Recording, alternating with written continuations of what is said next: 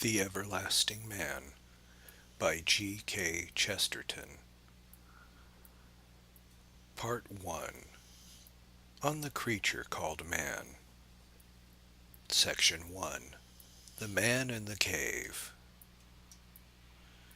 Far away in some strange constellation in skies infinitely remote, there is a small star, which astronomers may some day discover. At least I could never observe in the faces or demeanor of most astronomers or men of science any evidence that they have discovered it, though as a matter of fact they were walking about on it all the time. It is a star that brings forth out of itself very strange plants and very strange animals, and none stranger than the men of science. That at least is the way in which I should begin to write a history of the world, if I had to follow the scientific custom of beginning with an account of the astronomical universe. I should try to see even this earth from the outside, not by the hackneyed insistence of its relative position to the sun, but by some imaginative effort to conceive its remote position for the dehumanized spectator. Only I do not believe in being dehumanized in order to study humanity. I do not believe in dwelling upon the distances that are supposed to dwarf the world. I think there is even something a trifle vulgar about this idea of trying to rebuke spirit by size.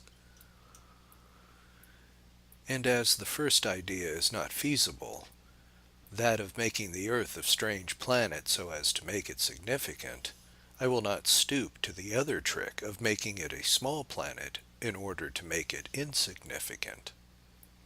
I would rather insist that we do not even know that it is a planet at all, in the sense in which we know that it is a place, and a very extraordinary place too. That is the note with which I wish to strike from the first, if not in the astronomical, then in some more familiar fashion. One of my first journalistic adventures, or misadventures, concerned a comment on Grant Allen, who had written a book about the evolution of the idea of God. I happened to remark that it would be much more interesting if God wrote a book about the evolution of the idea of Grant Allen, and I remember that the editor objected to my remark on the ground that it was blasphemous, which naturally amused me not a little.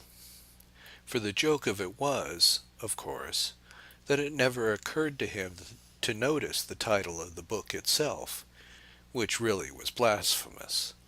For it was, when translated into English, "I will show you how this nonsensical notion that there is a God grew up among men."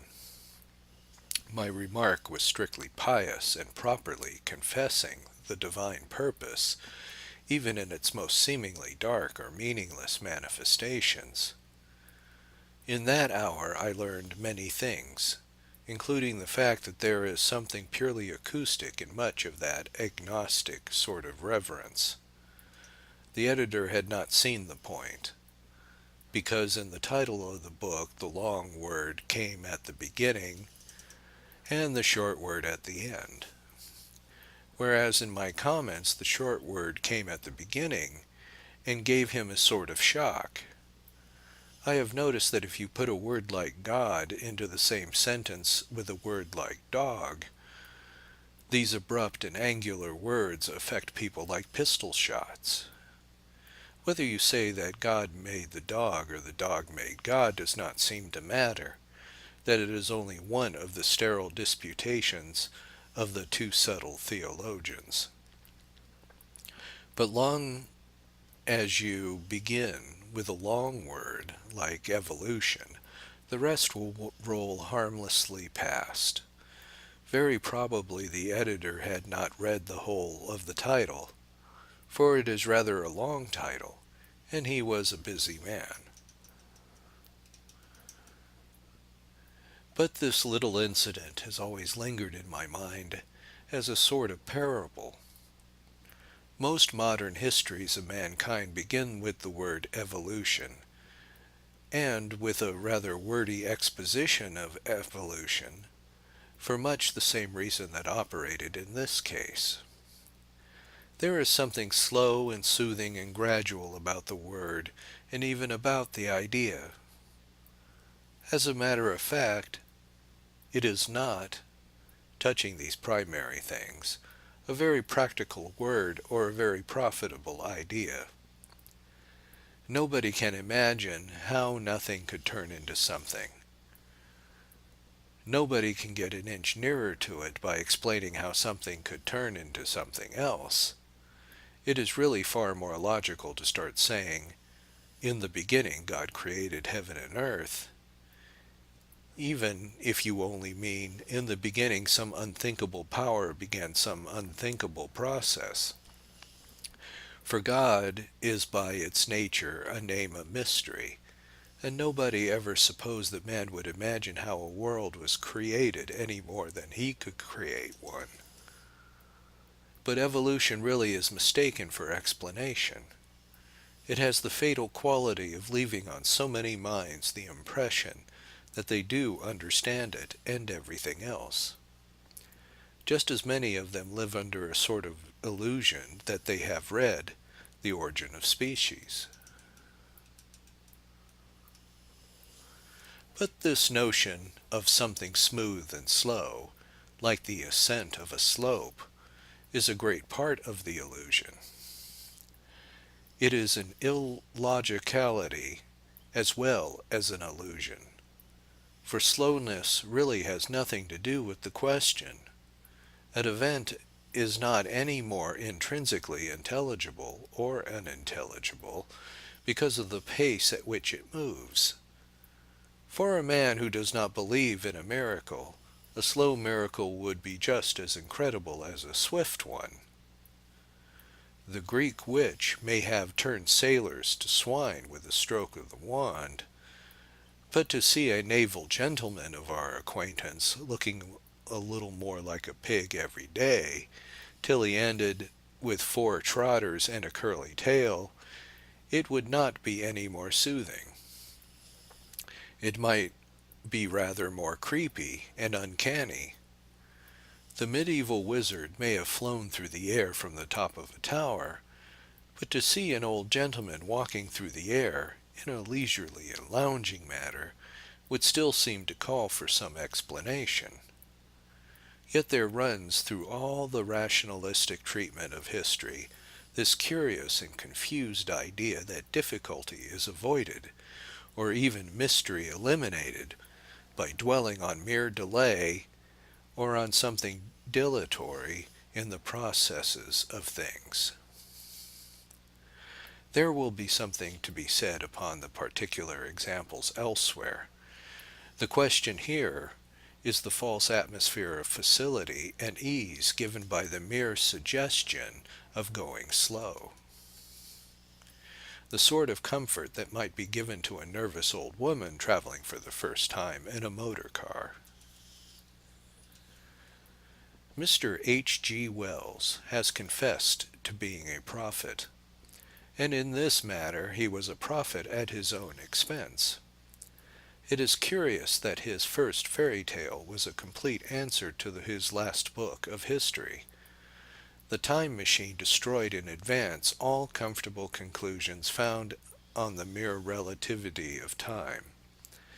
In that sublime nightmare, the hero saw trees shoot up like green rockets and vegetation spread visibly like a green conflagration, or the sun shoot across the sky from east to west with the swiftness of a meteor.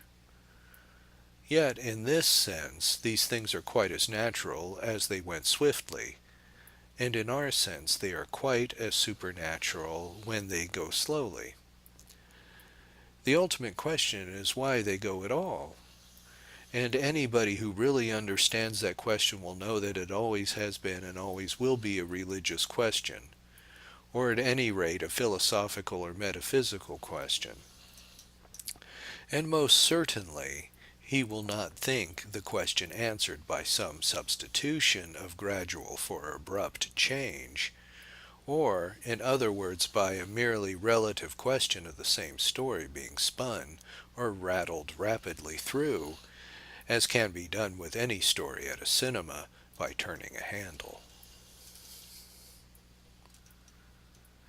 Now, what is needed for these problems of primitive existence is something more like a primitive spirit. In calling up this vision of first things, I would ask the reader to make me a sort of experiment in simplicity. And by simplicity I do not mean stupidity, but rather the sort of clarity that sees things like life rather than words like evolution. For this purpose it would really be better to turn the handle of the time machine a little more quickly and see the grass growing and the trees springing up in the sky, if that experiment could contract and concentrate and make vivid the upshot of the whole affair. What we know, in a sense in which we know nothing else, is that the trees and the grass did grow, and that a number of other extraordinary things do in fact happen. That queer creatures support themselves in the empty air by beating it with fans of various fantastic shapes, and other queer creatures steer themselves about alive under a load of mighty waters. That other queer creatures walk about on four legs, and that the queerest creature of all walks about on two.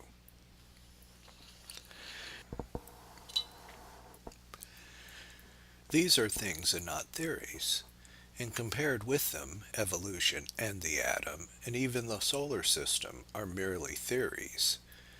The matter here is one of history and not of philosophy, so that it need only be noted that no philosopher denies that a mystery still attaches to the two great transitions, the origin of the universe itself and the origin of the principle of life itself. Most philosophers have the enlightenment to add that a third mystery attaches to the origin of man himself. In other words, a third bridge was built across a third abyss of the unthinkable, when there came into the world what we call reason and what we call will. Man is not merely an evolution, but rather a revolution. That he has a backbone and other parts upon a similar pattern to birds and fishes is an obvious fact, whatever may be the meaning of this fact. But if we attempt to regard him, as it were, as a quadruped standing on hind legs, we shall find what follows far more fantastic and subversive than if he were standing on his head. I will take one example to serve for an introduction to the story of man. It illustrates what I mean by saying that a certain childish directness is needed to see the truth about the childhood of the world. It illustrates what I mean by saying that a mixture of popular science and journalistic jargon have confused the facts about the first things, so that we cannot see which of them really comes first.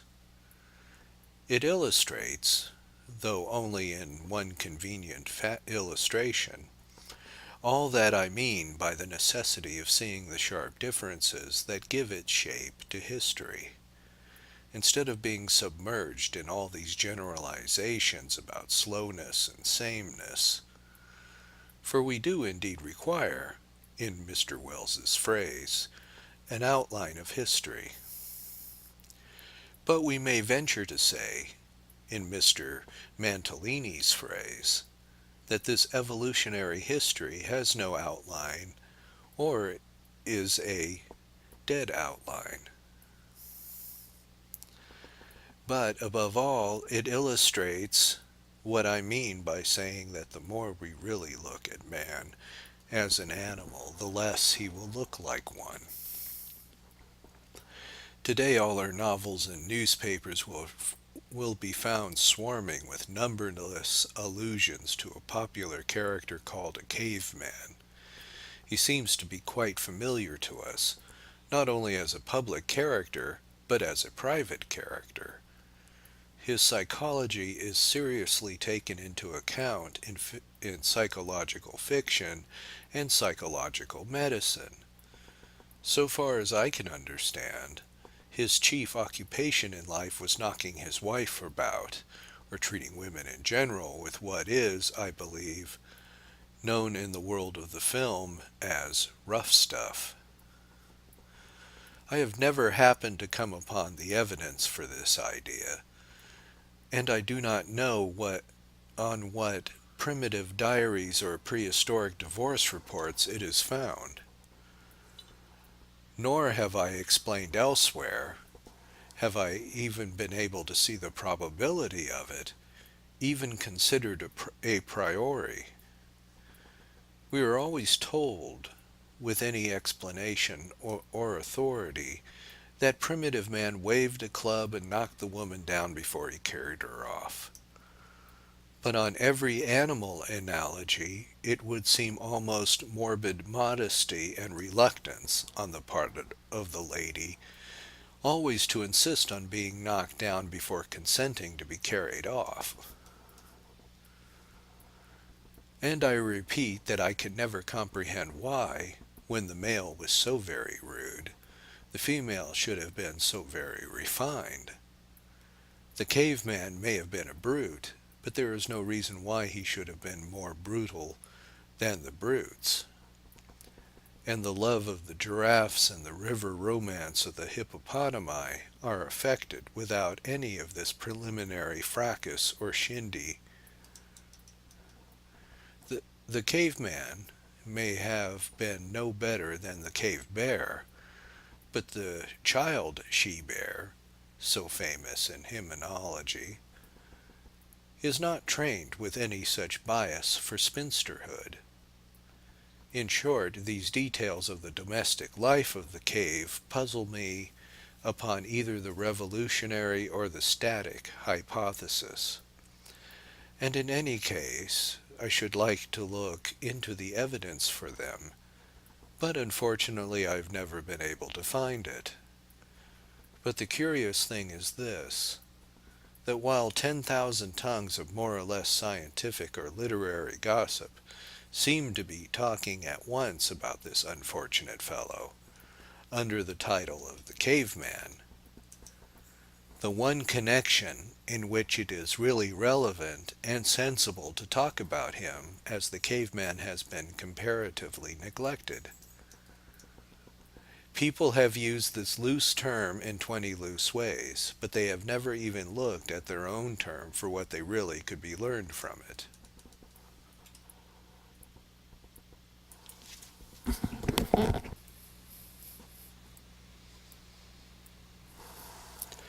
In fact, people have been interested in everything about the caveman except what he did in the cave.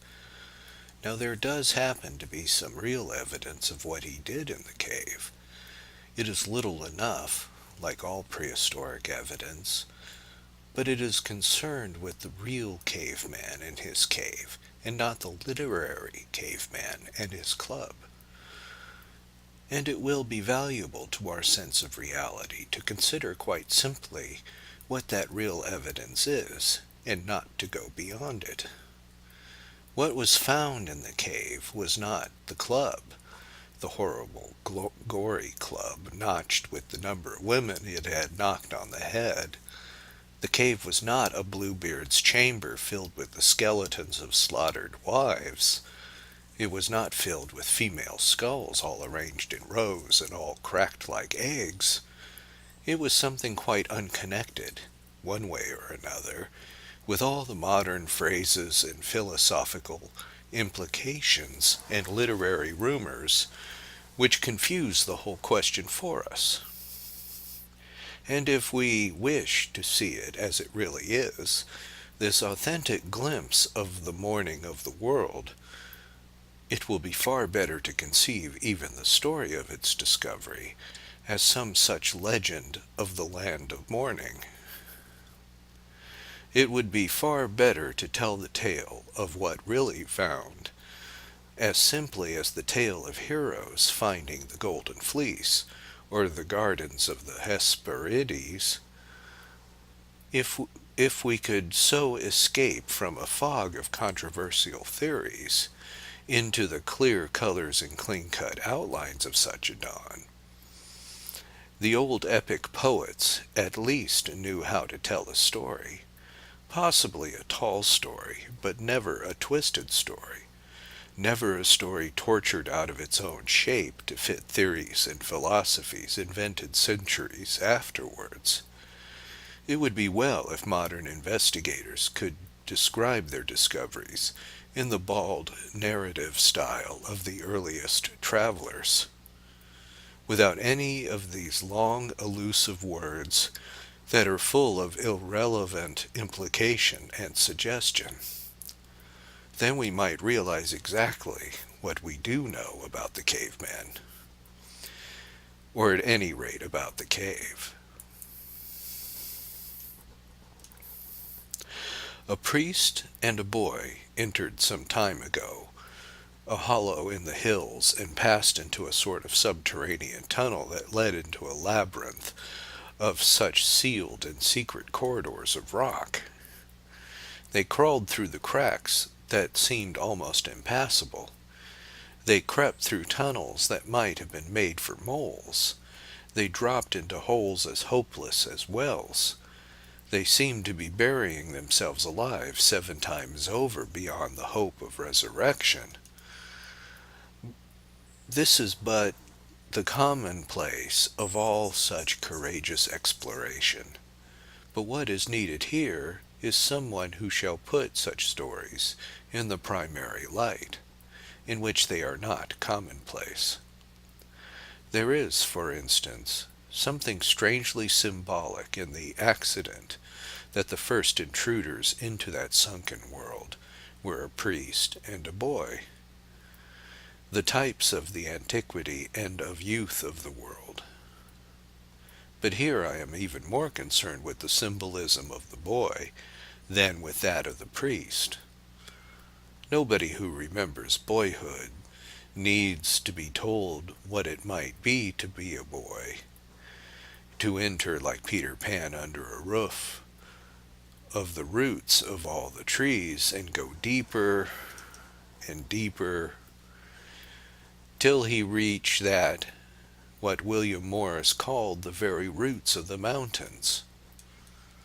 Suppose somebody, with that simple and unspoilt realism that is a part of innocence, to pursue that journey to its end, not for the sake of what he could deduce or demonstrate in some dusty magazine controversy, but simply for the sake of what he could see. What he did see at last was a cavern so far from the light of day that it might have been the legendary Dom Daniel cavern that was under the floor of the sea. This secret chamber of rock, when illuminated after its long night of unnumbered ages, revealed on its walls large and sprawling outlines diversified with colored earths. And when they followed the lines of them, they recognized, across that vast and void of ages, the movement and gestures of a man's hand. They were drawings or paintings of animals, and they were drawn or painted not only by a man, but by an artist. Under whatever archaic limitations, they showed that love of the long sweeping or the long wavering line which any man who has ever drawn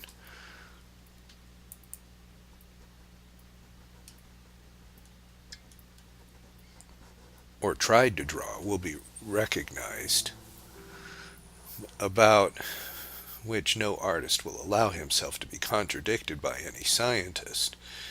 They showed the experimental and adventurous spirit of the artist, the spirit that does not avoid but attempt difficult things, as where the draftsman had represented the action of the stag when he swings his head clean round and noses towards his tail, an action familiar enough in the horse, But there are many modern animal painters who would set themselves something of a task of rendering it truly. In this and 20 other details, it is clear that the artist had watched animals with a certain interest and presumably a certain pleasure.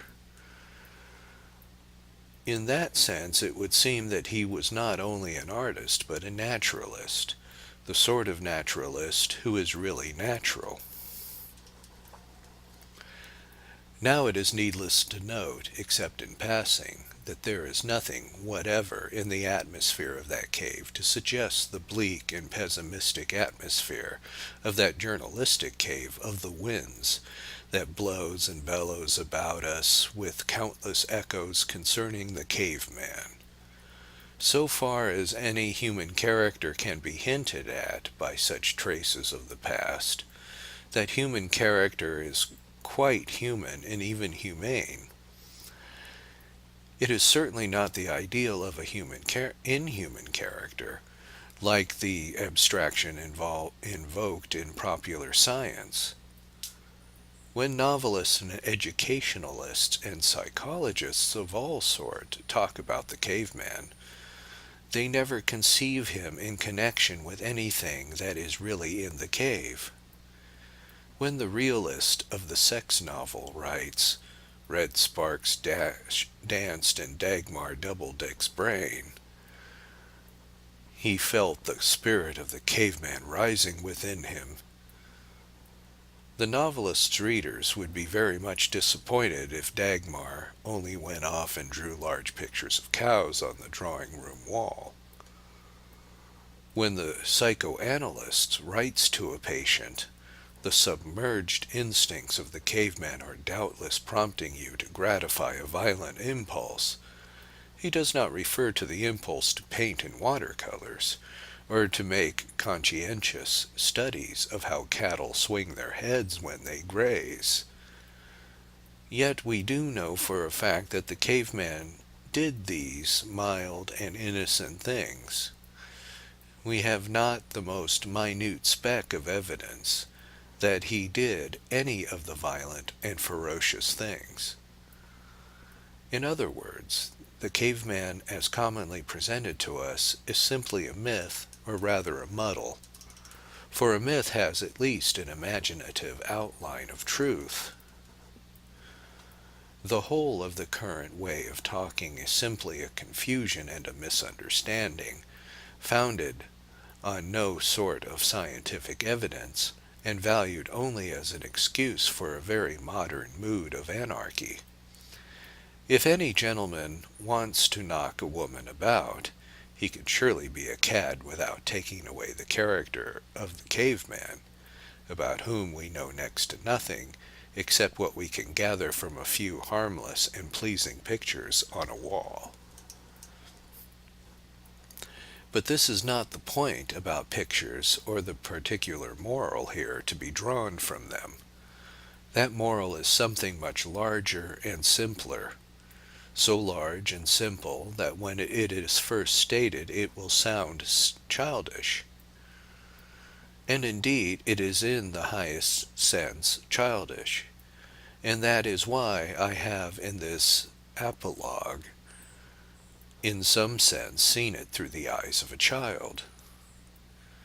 It is the biggest of all the facts really facing the boy in the cavern, and is perhaps too big to be seen.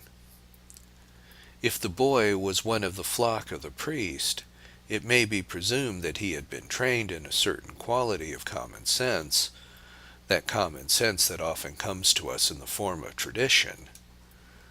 In that case, he would simply recognize the primitive man's work as the work of a man, interesting but in no way incredible in being primitive. He would see what there was to see, and he would not be tempted into seeing what was not there, but by evolutionary excitement or fashionable speculation.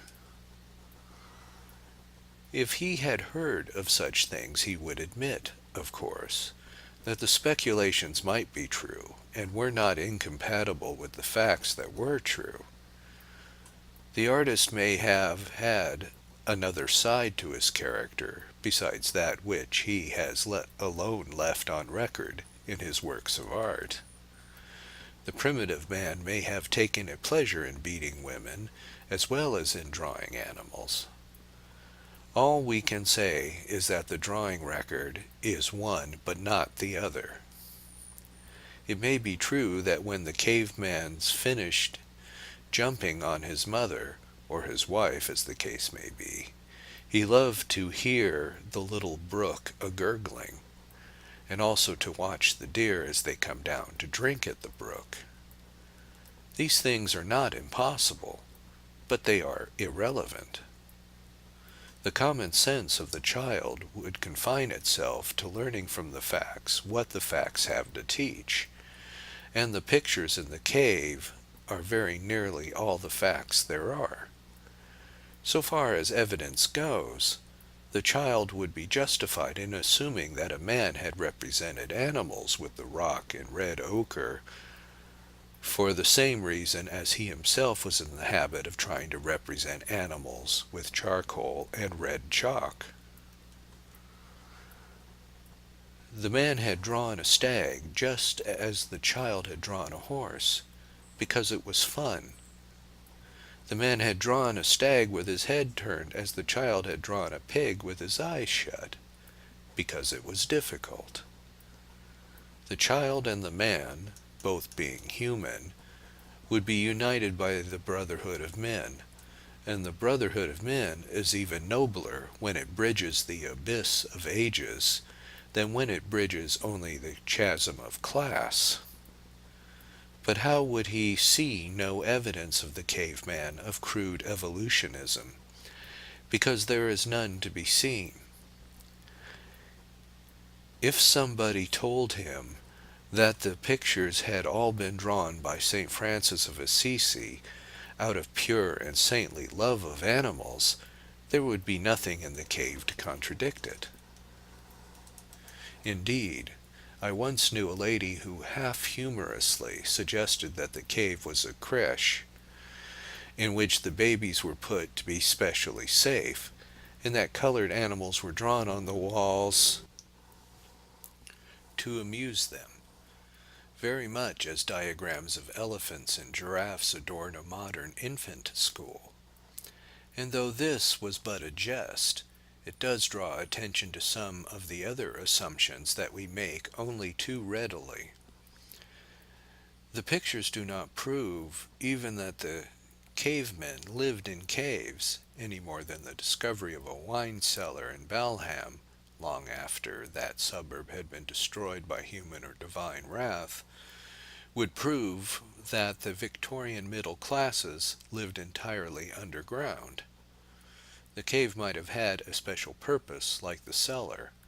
It might have been a religious shrine, or a refuge in war, or a meeting place of a secret society, or all sorts of things.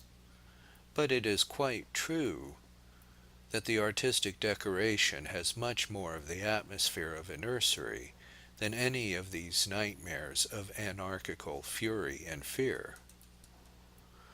I have conceived a child as standing in the cave. It is easy to conceive any child, modern or immeasurably remote, as making a living gesture as if to pat the painted beasts upon the wall. In that gesture there is a foreshadowing, as we shall see later, of another cavern and another child. But the boy had not been taught by a priest, but by a professor, by one of the professors who simplify the relation of men and beasts to a mere evolutionary variation. Suppose the boy saw himself, and with the same simplicity and sincerity, as a mere Mowgli running with the pack of nature, and roughly indistinguishable from the rest, save by a relative and recent variation. What would be for him the simplest lesson of that strange stone picture book? After all, it would come back to this, that he had dug very deep and found the place where a man had drawn the picture of a reindeer. But he would dig a good deal deeper before he found a place where a reindeer had drawn a picture of man. That sounds like a truism, but in this connection it is really a very tremendous truth. He might descend to depths unthinkable. He might sink into sunken continents as strange as remote stars. He might find himself on the inside of the world as far from men as the other side of the moon. He might see in those cold chasms or colossal terraces of stone, traced in the faint hieroglyphic of the fossil, the ruins of lost dynasties of biological life, rather like the ruins of successive creations and separate universes than the stages in the story of one. He would find the trail of monsters blindly developing in directions outside all our common imagery of fish and bird, groping and grasping and touching life with every extravagant elongation of horn and tongue and tentacle, growing a forest of fantastic caricatures of the claw and the fin and the finger. But nowhere would he find one finger that had traced one significant line upon the sand, nowhere one claw that even had begun to scratch the faint suggestion of a form. To all appearance, the thing would be as unthinkable in all those countless cosmic variations of the forgotten eons as it would be in the beasts and birds of our eyes. The child would no more expect to see it than see the cat scratch on the wall a vindictive caricature of a dog. These childish common sense would keep the most evolutionary child from expecting to see anything like that. Yet in the traces of the rude and recently evolved ancestors of humanity, he would have seen exactly that. It must surely strike him as strange that men so remote from him should be so near, and that beasts so near to him should be so remote. To his simplicity, it must seem at least odd that he could not find any trace of the beginning of any arts among any animals. That is the simplest lesson to learn in the cavern of the colored pictures. Only it is too simple to be learnt. It is the simple truth that man does differ from the brutes in kind and not in degree. And the proof of it is here, that it sounds like a truism to say that the most primitive man drew a picture of a monkey, in that it sounds like a joke to say that the most intelligent monkey drew a picture of a man. Something of division and disproportion has appeared, and it is unique. Art is the signature of man. That is the sort of simple truth with which a story of the beginnings ought really to begin. The evolutionist stands staring in the painted cavern at the things that are too large to be seen and too simple to be understood. He tries to deduce all sorts of other indirect and doubtful things from the details of the pictures, because he cannot see the primary significance of the whole. Thin and theoretical deductions about the absence of religion or the presence of superstition, about tribal government and hunting and human sacrifice, and heaven knows what. In the next chapter I shall try to trace in a little more detail a much disputed question about these prehistoric origins of human ideas, and especially of the religious idea. Here I'm only taking this one case of the cave as a sort of symbol of the simple sort of truth with which the story ought to start. When all is said, the main fact that the record of the reindeer man attests, along with all the other records, is that the reindeer man could draw and the reindeer could not. If the reindeer man was as much an animal as the reindeer, it was all the more extraordinary that he could do what all other animals could not. If he was an ordinary product of biological growth, like any other beast or bird, then it is all the more extraordinary that he was not in the least like any other beast or bird. He seems rather more supernatural as a natural product than as a supernatural one. But I have begun this story in the cave, like the cave of the speculations of Plato, because it is a sort of model of the mistake of merely evolutionary introductions and prefaces.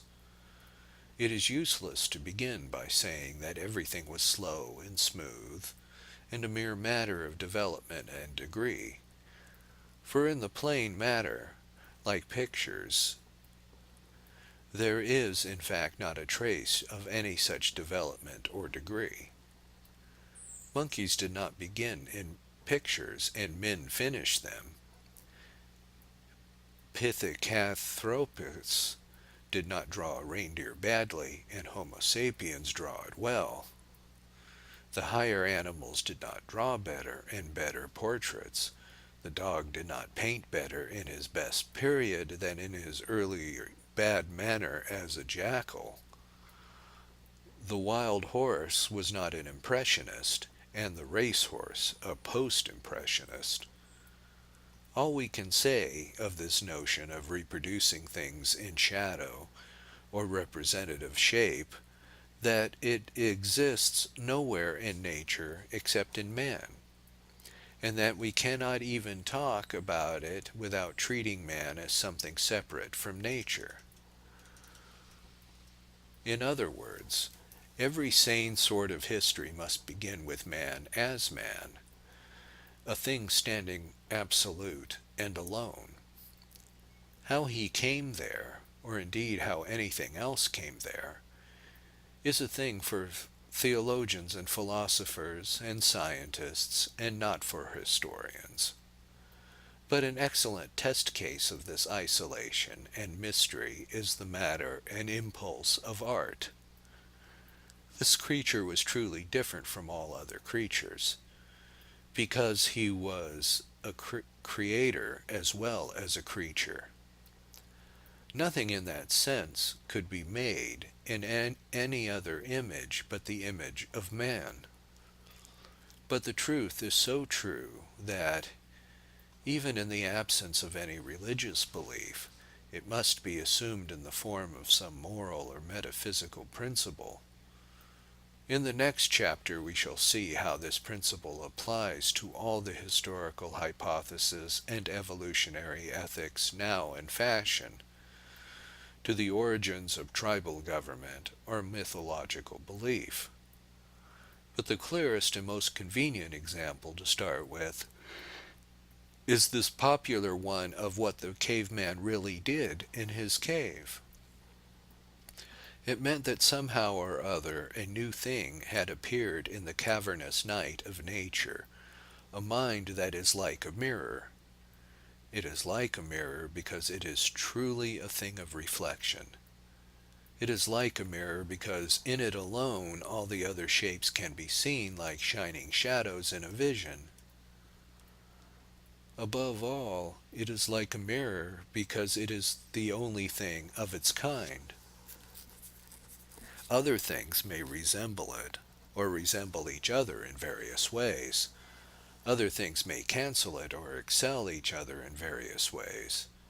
Just as in the furniture of a room a table may be round like a mirror, or a cup or a cupboard may be larger than a mirror.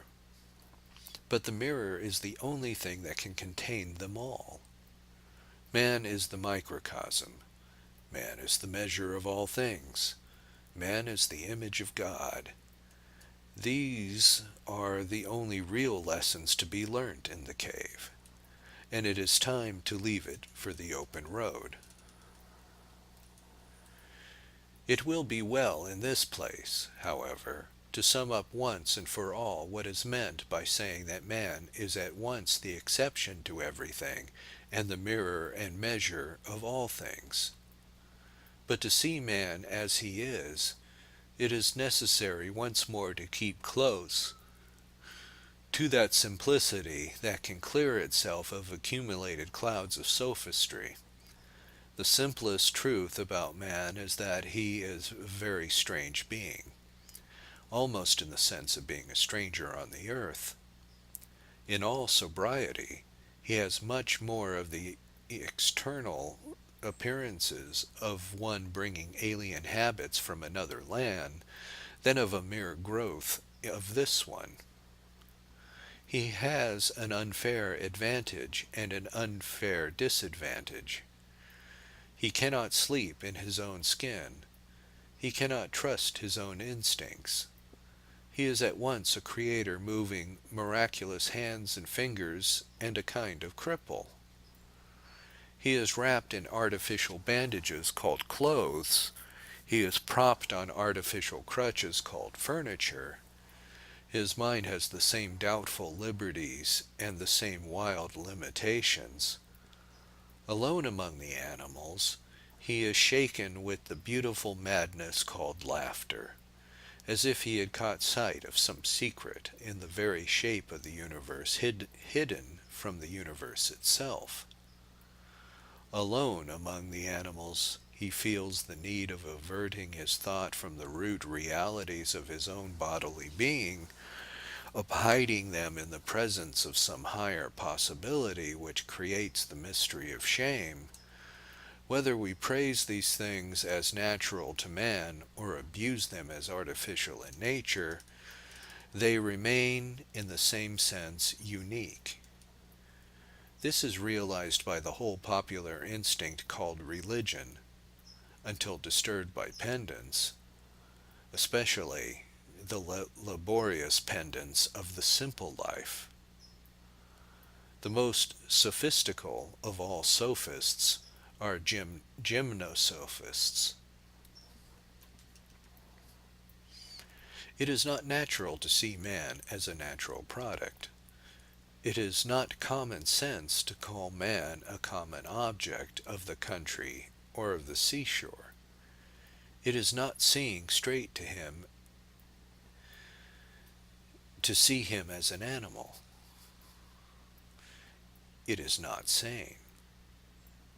It sins against the light, against that broad daylight of proportion, which is the principle of all reality.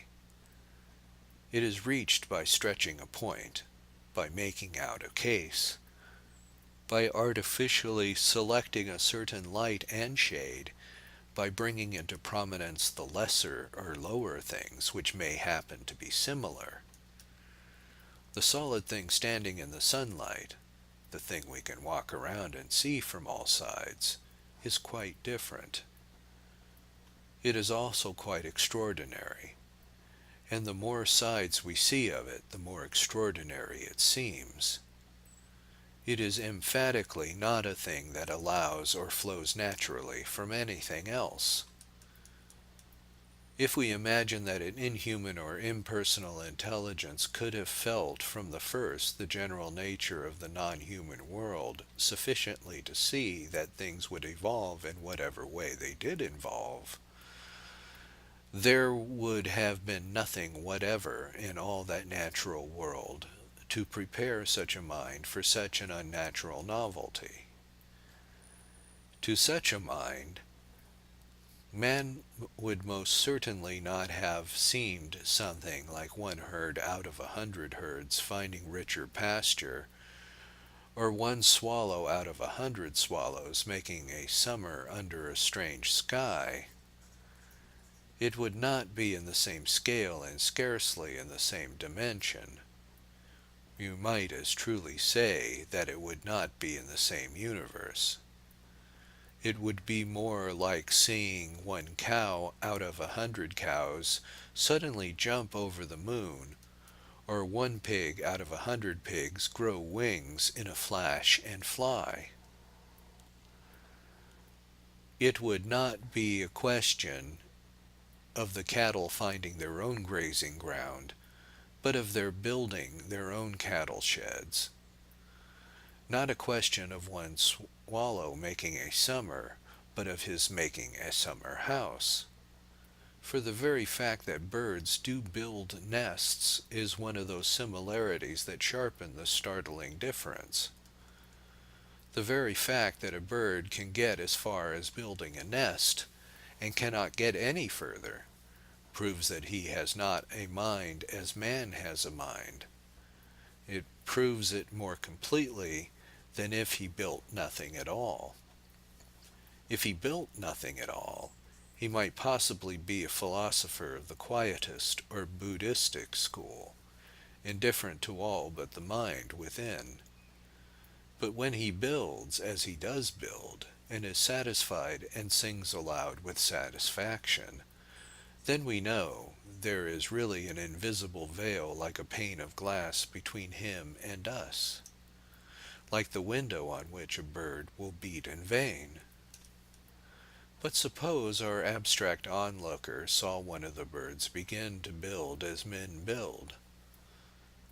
Suppose, in an incredibly short space of time, there were 7 styles of architecture for one style of nest. Suppose the bird carefully selected forked twigs and pointed leaves to express the piercing piety of Gothic, but turned to broad foliage and black mud when he saw it, in a darker mood, to call up the heavy columns of Baal and Ashtaroth, making his nest indeed one of the hanging gardens of Babylon. Suppose the bird made little clay statues of birds celebrated in letters or politics and stuck them up in front of the nest. Suppose that one bird out of 1,000 birds began to do one of the 1,000 things that man had already done even in the morning of the world, and we can be quite certain that the onlooker would not regard such a bird as a mere evolutionary variety of other birds. He would regard it as a very fearful wild fowl indeed, possibly as a bird of ill omen, certainly as an omen.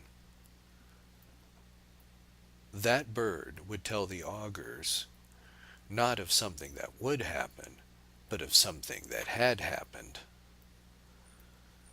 That something would be the appearance of a mind with a new dimension of depth, a mind like that of man.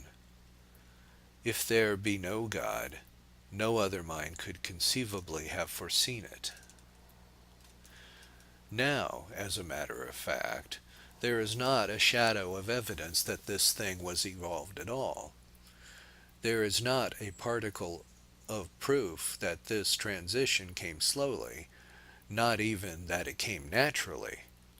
In a strict scientific sense, we simply know nothing whatever about how it grew, or whether it grew, or what it is.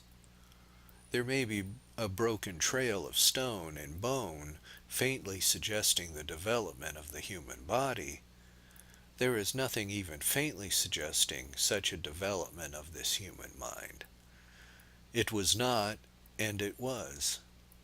We know not in what instant or in what infinity of years.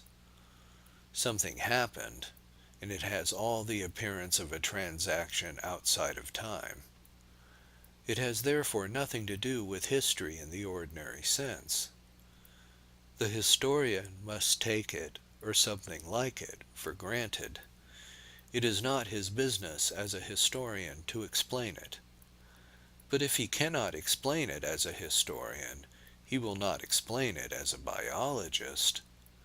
In neither case is there any disgrace to him in accepting it without explaining it, for it is a reality, and history and biology deal with realities. He is quite justified in calmly confronting the pig with wings and the cow that jumped over the moon, merely because they have happened. He can reasonably accept man as a freak, because he accepts man as a fact. He can be perfectly comfortable in a crazy and disconnected world, or in a world that can produce such a crazy and disconnected thing. For reality is a thing in which we can all repose, even if it hardly seems related to anything else. The thing is here, and that is enough for most of us. But if we do indeed want to know how it can conceivably have come here, if we do indeed wish to see it related realistically to other things, if we do insist on seeing it evolved before our very eyes from an environment nearer to its own nature, then assuredly it is to very different things that we must go. We must stir very strange memories and return to very simple dreams. If we desire some origin that can make man other than a monster, we shall have discovered very different causes before he becomes a creature of causation, and invoked another authority of him into something reasonable, or even into something probable. That way lies all that is at once awful and familiar and forgotten, with dreadful faces thronged and fiery arms. We can accept man as a fact, if we are content with an unexplained fact. We can accept him as an animal, if we can live with a fabulous animal. But if we must needs have sequence and necessity, then indeed we must provide a prelude and crescendo of mounting miracles that ushered in with unthinkable thunders in all the seven heavens of one another, a man may be an ordinary thing.